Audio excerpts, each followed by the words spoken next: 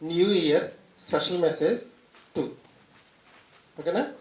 ఇది కూడా మీరు సంవత్సరం అంతా జీవితాంతం అంతా గుర్తుంచుకోవాల్సిన పాఠం. ఈ 2025 సంవత్సరంలో మా అమ్మగారు కాలు విరిగిపోయింది. చూసిన వాళ్ళందరూ చెప్పుకునే వాళ్ళందరూ ఏం చెప్పుకున్నారంటే, ఏదో చేశాడు. ఎవరు? నేనే. ఇక్కడ ఏదో చేశాడు, ఏదో పాపం చేశాడు, లేకపోతే వాళ్ళమ్మ కాలు ఇరగటం ఏంటి? అదేనా? 99.9% మనుషులు అనుకున్న మాట ఇది. ఓకేనా? మీ అందరికి కూడా తెలిసిన పేరు చెప్పట్లేదు. బాజీ కొట్టి ఎదురుకుండా వెళ్ళి మీకు తెలుసు పాపం మనవరాలు పురుగుల మందు తాగి చనిపోవడం, అదే ఏదో ముందు తాగి చనిపోవడం జరిగింది. జనాలు ఇప్పుడు కూడా ఏమనుకుంటారు తెలుసు, ఆ మనిషి రోడ్డు మీద కనపడితే ఎంత ఘోర పాపనండి వీడు. రేపొద్దున అదే మీ కుటుంబాల్లో రావచ్చు, నా కుటుంబాల్లో రావచ్చు. ఇదే మాట అనొచ్చా అనకూడదు, అది పాఠం. 10 నిమిషాలు అయిపోతుంది. సింపుల్ లాజిక్ అర్థమైంది మీకు చెప్పింది. రెఫరెన్స్ చూపిస్తాం మీకు. లోకాసువార్త 13:7 గుర్తుంచుకోండి. ఈ 2026 సంవత్సరం నుంచి అయినా మన ఆలోచన విధానం మారాలి. లోకాసువార్త 1:37 13:7 లోకాసువార్త 13 మొదటి వచనం చూడండి. 7వ వచనం తర్వాత చూద్దాం. ఏ కుటుంబంలో అయినా ఎవరికైనా కష్టం కానీ నష్టం కానీ జరిగినప్పుడు ప్రజలందరూ అనుకునే మాట ఏంటంటే, ఏదో చేశారు. యోబు స్నేహితుల వలెనే మాట్లాడతారు. యోబు గ్రంథం చదివినట్టు బాగా అర్థమైంది. యోబు స్నేహితుల వలెనే మాట్లాడతారు. నా గురించి కూడా అనుకున్నారు. రేపొద్దున మీ కుటుంబాలు మీకు ఏది నష్టం జరిగినా సేమ్ అదే అనుకుంటారు. లోకాసువార్త 13:1 కొంచెం శ్రద్ధగా వినండి. పిలాతు జంతువులను బలేస్తారు కదా, అలాగే ఈ పిలాతు ఏం చేశాడంటే జంతువులు బలితో పాటు మనుషులు కూడా వేసాడంట. ఆ రక్తం ఈ రక్తంలో కలిపేసి కొట్టేశాడు. అదే చదవండి ఒకసారి. పిలాతు గలిలయలో కొందరి రక్తం వారి బలిస్తారు కదా, బలితో పాటు వీటిని వేస్తాడు, బలి మనుషుల్ని వేస్తాడు. ఆ ప్రాంతంలో అందరికీ ఈ విషయం తెలిసింది. ఏమనుకుంటారు, ఎంత ఘోర పాపిలు వాళ్ళు, అందుకే రాజుగారు చంపేశారు అనుకుంటారు. అదే జరిగింది చూడండి, చదవండి. ఆ కాలమున అక్కడ ఉన్న కొందరు ఏమనుకున్నారండి, వీళ్ళందరూ ఘోర పాపులు కాబట్టి వేసేసారు బలి. అసలు ఈయన ఉన్నాడు కదా, ఒకసారి అడుగుదాం, మనం అనుకునేది నిజమా కాదా? ఆయన ఏమన్నాడు చూడండి. ఆయన వారితో ఇట్లా, నేను ఈ గలిలయులు పొందినందున ఈ ప్రాంతంలో ఉన్న వాళ్ళందరికంటే పాపులని మీరు తలంచుతున్నారా? కారని మీతో చెప్పుచున్నాను. ఇప్పుడు మా అమ్మ కాలు ఇరిగినప్పుడు కోటేశ్వరరావు పెద్ద పాప అని సమాజం అంతా అనుకుంది. యేసుక్రీస్తుని అడిగితే ఏమంటున్నాడు? కాదంటున్నాడు.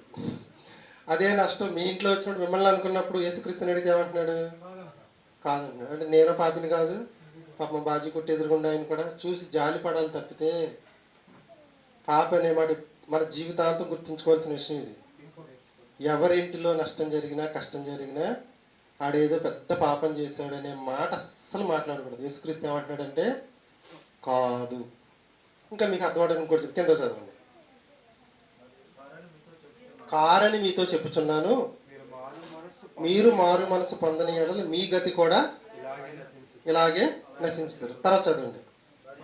మరియు అదే టైంలో ఆ ప్రాంతంలో గోపురం గోడ పడి ఎంతమంది?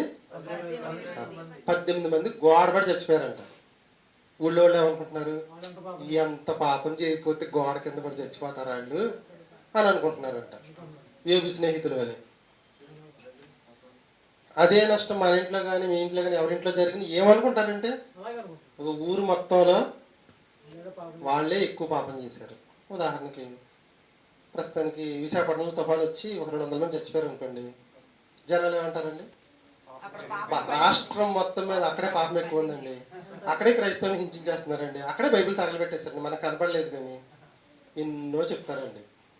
అప్పుడు కూడా ప్రకృతి వైపరీత్యాలు జరిగినప్పుడు కూడా ఏమనకూడదు, పాపం చేశారని బడా బడా బడా కోటేసుకునే బోధలు కూడా చెప్పే మాట ఏంటంటే, ఎక్కడన్నా తుఫాను వచ్చిన వెంటనే వాక్యం అందుకుని యూట్యూబ్లోకి వచ్చేస్తారు ఏంటంటే, ఎంత ఘోరమైన పాపం చేశారండి ఆ రాష్ట్రం, ఆ దేశం. జపాన్ భూకంపం ఎందుకు వచ్చింది అనుకుని మనుషులు తినేసి పాపం చేయడం వల్ల వచ్చేసింది అంటారు. యేసుక్రీస్తు ఏమంటున్నాడు? మళ్ళీ చదవండి ఒకసారి. గోడ సిలోములో ఉన్న గోడ కూలి చచ్చిన 18 మంది ఆ దేశంలో ఉన్న కాపురం ఉన్న వారందరికంటే పాపులని అపరాధులు అన్నమాట. పాపులని మీరు అనుకుంటున్నారా? యేసుక్రీస్తు అన్న తర్వాతకి మనం మాట్లాడతాకి లేదు. మీరు కానీ మారు మనసు పొందకపోతే మీ గతి కూడా అలాగే నశించుదురు. ఇప్పుడు యేసు చెప్తున్న మాటను మనం కాదని అనగలమండి? ఇప్పటి నుంచి ఎవరైనా ఏదన్నా ప్రకృతి జరుగుతూనే ఉంటాయి. వర్షాకాలం వస్తుంది, శీతాకాలం వస్తుంది, వానాకాలం వస్తుంది, తుఫాన్లు వస్తాయి, భూకంపాలు వస్తాయి, అన్నీ వస్తాయి. ఏది ఎప్పుడు జరిగిన వెంటనే బోధకుడు మైకి పెట్టుకుని చెప్పేది ఏంటంటే, ఇప్పుడు ప్రపంచంలోని ప్రజలందరికంటే అక్కడే పాపం ఎక్కువ జరుగుతుంది, అక్కడే పాపం ఎక్కువ జరుగుతుంది. యేసుక్రీస్తుని అడిగితే కాదంటున్నాడు. మరి ఆయన చెప్పింది రైట్, యేసుక్రీస్తు చెప్పింది రైట్ అంటే యేసుక్రీస్తు చెప్పిందే రైట్. ఇంకొంచెం కిందకి వెళ్ళండి. మీరు మారు మనసు పొందని ఎడల, ఇప్పుడు నేను చెప్పిన పాట మీకు ఇంకొక ఉదాహరణతో చెప్తే అర్థమైంది. ఇప్పుడు 4 పిల్లలు ఉన్నారు ఇక్కడ, అల్లరి చేస్తున్నారండి. మా సత్యం 4 సార్లు గద్దించాను నేను, మొత్తం సైలెంట్ అయిపోయిందా? అంటే వాళ్ళందరికన్నా మా సత్యం ఎక్కువ అల్లరి చేస్తున్నారా? సరే, ఇంకొక అర్థమైన పాట చెప్తాను. మీ ఇంట్లో 4 పిల్లలు ఉన్నారు అనుకున్నాం అంటే, ఇప్పుడు ఎవరికి 4 లేరు అనుకోండి, ఒకప్పుడు 6, 7 ఉండేవాళ్ళు. అల్లరి అందరూ చేస్తారు, బాగా కోపం వస్తే ఒక్కడనే కొడతారు, అంటే అందరూ సైలెంట్ అయిపోతారు. ఈ ఒక్కటి కొట్టినప్పుడు ఆ కొట్టకుండా ఉన్న 4 ఆడు ఎక్కువ అల్లరి చేశాడు అనుకుంటారా? మనకు కూడా పడద్దని సైలెంట్ అవుతారు. మనకు కూడా ఏం చేయలేదు ఏదైనా ప్రమాదం, మనం జాగ్రత్తగా లేకపోతే ఇక్కడ భూకంపం వస్తుందేమో, మనం జాగ్రత్తగా లేకపోతే మన పరిస్థితి కూడా ఇదేమో, మనం జాగ్రత్తగా లేకపోతే తుఫాను మనకు వస్తుందేమో. ఇది వాక్యానుసారమైన ప్రవర్తన. వాళ్ళు ఏదో పాపం చేశారనేది వాక్య విరుద్ధమైన బోధ. లాజిక్ అర్థమైతే 3వ పాఠంలోకి వెళ్ళిపోతాం. ఇంకో మాట చెప్తా. క్లాసులో 30 మంది పిల్లలు ఉంటారు. ఎంత మాట్లాడొద్దని ఇంట్లో కర్ర తీసుకొచ్చి ఒక్కడిని కొడితే మిగిలిన వాళ్ళందరూ ఏమనుకోవాలి? ఆడు ఎక్కువ అల్లరి చేశాడు అందుకే కొట్టారంటారా? అంటారా? అంటారు. గట్టిగా మాట్లాడితే కొట్టిన వాడికన్నా కొట్టకుండా ఉన్నవాళ్ళు ఎక్కువ అల్లరి చేశారంటండి. టీచర్ కూడా బాగా అల్లరి చేసిన వాడిని కొట్టామనుకోండి, ఆడు ఎదురు తిరిగి మనల్ని కొట్టేసే పరిస్థితి ఉంది. వాళ్ళ ఎవరైతే తక్కువగా అల్లరి చేసి మన మాట అంటే ఆయన ఒకటి బీగుతాం అంటే, ఇప్పుడు చెప్పండి, నేను ఎక్కువ పాపం చేశానా ఆయన ఎక్కువ పాపం చేశాడా అని అర్థం చేసుకుంటే మిగిలిన వాళ్ళు చేశారని అర్థమైంది నాకు ఇక్కడ. కానీ మనం ఏమనుకుంటున్నాం, అది కొద్దిగా వాళ్ళ ఇంట్లో వాళ్ళ అమ్మగారు కూడా కాలు ఇరిగిపోయింది అంటే ఎంత పాపం చేశాడండి ఆయన. కాబట్టి ఈ రోజు నుంచి ఇదే నష్టం మీ కుటుంబంలో రావచ్చు, తర్వాత ఎవరి కుటుంబం ఎవరికి ఏది జరిగినా మనం గుర్తుంచుకోవాల్సింది ఏంటంటే, మనకంటే వాళ్ళు పాపులు కాదు. గట్టిగా మాట్లాడితే వాళ్ళకన్నా వాళ్ళని చూసి మనం జాగ్రత్త పడమని ఒక హెచ్చరికగా హెచ్చరిక చేస్తున్నాడు దేవుడు. అర్థమైందా? ఇది 2026 మాత్రమే పాఠమా? జీవితాంతం ఉండవలసిన 2వ పాఠం. మొదటి పాఠం వాగ్దానంలో ఇజ్రాయేలీకి ఇచ్చిన వాగ్దానాలు మనకు కూడా వర్తిస్తుంది. ఇది బయటికి వెళ్ళి చెప్పారనుకోండి, వీళ్ళు క్రిస్మస్ చేశారు, జనవరి 1 కూడా చేశారు, ఇక వెళ్ళిపోయారు దొంగవాదులకు అనుకుంటారు. ఎవరు దొంగవాదులో ఉన్నారో మీకు ఇప్పుడు అర్థమైంది. అంటే మీకు బాగా అర్థమైంది కాబట్టి సింపుల్గా ఓకేనా. 3వ పాఠంలోకి వెళ్ళిపోతాం.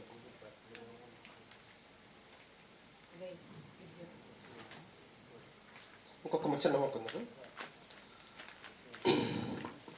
2026 న్యూ ఇయర్లో ఈరోజు మీరు నేర్చుకున్న పాఠం భవిష్యత్తులో మన చర్చిలోకి వచ్చే కుటుంబాల్లో ఎవరి కుటుంబంలో ఏం జరగచ్చు, ఏదైనా నష్టం జరగచ్చు, కష్టం జరగచ్చు. జరిగిన వెంటనే మన నోట రాకూడని మాట ఏంటంటే మనకన్నా వాళ్ళు ఏదో ఎక్కువ పాపం చేశారని ఎప్పుడు అనుకోకూడదు.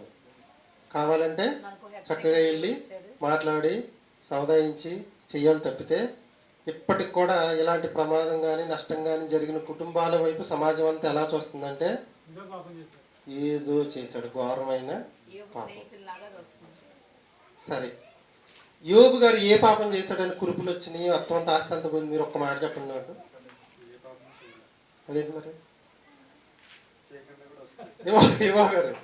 యోబు గారు ఏ పాపం చేశాడని, యోబు గారు ఏ పాపం చేశాడని పిల్లలు చచ్చిపోయారు, కొడుకులు చచ్చిపోయారు, కూతురులు చచ్చిపోయారు, ఆస్తి మొత్తం పోయింది, పశు సంపద అంతా పోయింది. మరి యోబు ఏం పాపం చేశాడు?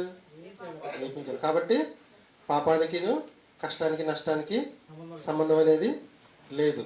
అది ఎందుకు వస్తుంది అంటే మనం దేవుడికి ఇంకా దగ్గర అవడానికి మాత్రమే వస్తుంది తప్పితే మనం ఆ టైంలో దేవునికి దూరం అనేది అవ్వకూడదు. 2026లో గుర్తుంచుకుంటారా? ఇలాంటి వ్యక్తులు ఊళ్ళో ఎవరన్నా ఉన్నప్పుడు సాధ్యమైతే దగ్గరికి వెళ్ళి 2 మాటలు మాట్లాడి సవదాయిద్దాం. వాళ్ళు ఏదో పాపం చేశారని మనం కూడా అనుకున్నాం అనుకోండి, లోకస్తులకి మనకి సంబంధం ఉండదు. ఓకేనా? 3వ పాఠం ప్రసాద్.